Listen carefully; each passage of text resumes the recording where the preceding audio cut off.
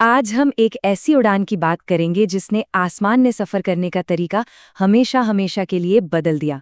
जी हाँ, ये कहानी है कैप्रोनी CA-48 की और उस एक हादसे की जिसने एविएशन की पूरी दुनिया को झकझोर के रख दिया था।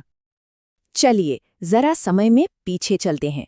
जगह है इटली का वेरोना शहर और तारीख 2 अगस्त 1919। सोचिए, पहला विश्व युद्ध खत्म हुए अभी 1 साल भी नहीं हुआ है। दुनिया एक बिल्कुल नए दौर में कदम रख रही थी, उम्मीदों से भरी हुई। और तभी अचानक नीचे जमीन पर खड़े लोगों को आसमान से एक दिल दहला देने वाली आवाज सुनाई दी। एक चश्मदीद ने बाद में बताया कि ये एक जोरदार चटकने या टूटने जैसी आवाज थी। ये किसी बहुत बड़ी गड़बड़ी का पहला और सबसे डरावना संकेत था। और इसके बाद जो हुआ उसकी तो कोई कल्पना भी नहीं कर सकता था। वो विशाल हवाई जहाज, उसके पंख बीच हवा में ही मुड़कर टूट गए। कंट्रोल पूरी तरह से खत्म हो चुका था। विमान अब किसी बेकाबू पतंग की तरह सीधा जमीन की तरफ गिरने लगा। तो सवाल उठता है, आखिर ये कौन सा विमान था और उस दिन आसमान में कर क्या रहा था? चलिए जानते हैं इस उड़ते हुए महल के बारे में। तो ये था कैप्रोनी CA-48। इसे दुनिया के सबसे पहले बड़े कमर्शियल पैसेंजर एयरक्राफ्ट में गिना जाता है। और सबसे दिलचस्प बात क्या पता है? इसे वर्ल्ड वॉर 1 के एक हैवी बॉम्बर कैप्रोनी CA-42 को बदलकर बनाया गया था। मतलब युद्ध की एक खतरनाक मशीन को शांति के समय में इंसानों को ले जाने के लिए तैयार किया गया था। अब जरा 1919 के हिसाब से सोचिए, ये डिजाइन कितना एम्बिशियस रहा होगा। ये एक ट्रिपलेन था, यानी 3 पंखों वाला। इसका पूरा ढांचा लकड़ी और कपड़े से बना था।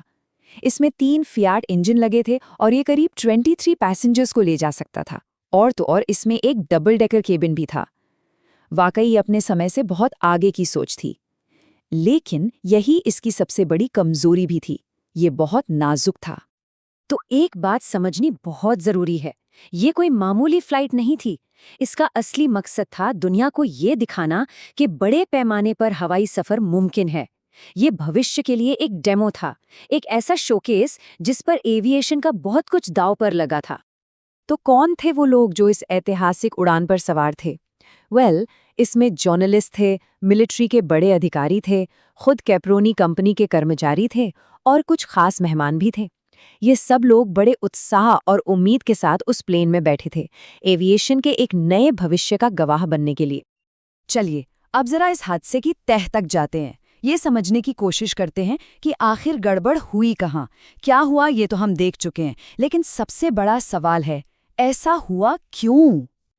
तो सबसे बड़ा सवाल यही है, वो मजबूत दिखने वाले पंख आखिर हवा में टूट कैसे गए? जब जांच शुरू हुई तो 2 थ्योरी सामने आई। पहली, इंजन फेलियर। लेकिन आई विटनेसेस ने साफ कहा कि प्लेन के टूटने के आखिरी पल तक इंजन चल रहे थे। तो मतलब इंजन में खराबी नहीं थी। असली वजह थी स्ट्रक्चरल फेलियर। सीधा सीधा मतलब यह है कि लकड़ी और कपड़े का वो ढांचा पैसेंजर फ्लाइट के तनाव को झेल ही नहीं पाया। लोगों ने अपनी आंखों से पंखों को टूटकर अलग होते देखा था। असल में ये एक एक करके कई कमजोरियों का नतीजा था। सबसे पहले तो डिजाइन में ही एक बड़ी खामी थी। जो सबसे ऊपर वाला पंख था वो बहुत ज्यादा फ्लेक्सिबल था। फिर हर उड़ान के साथ पड़ने वाले तनाव ने उसके सपोर्ट यानी स्ट्रट्स और स्पार्स को धीरे धीरे कमजोर कर दिया। और शायद उस दिन हवा के किसी तेज झोंके या टर्ब्यूलेंस ने उस पर आखिरी कील ठोक दी। बस इतना काफी था। उस ओवरलोडेड एयरफ्रेम ने हार मान ली और वो हवा में बिखर गया। ये हादसा सिर्फ एक प्लेन क्रैश नहीं था। इस त्रासदी का असर बहुत गहरा और दूर तक जाने वाला था। ये एक ऐसी विरासत थी जो कह सकते हैं आग से निकल कर बनी थी। इस क्रैश में कितने लोगों की जान गई, इसका सटीक आंकड़ा आज भी नहीं है।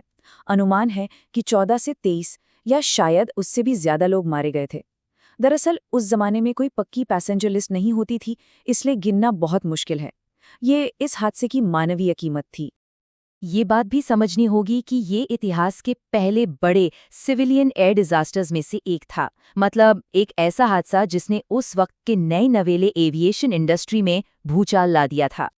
उस वक्त के मीडिया रिएक्शन से इसका अंदाजा लगाया जा सकता है।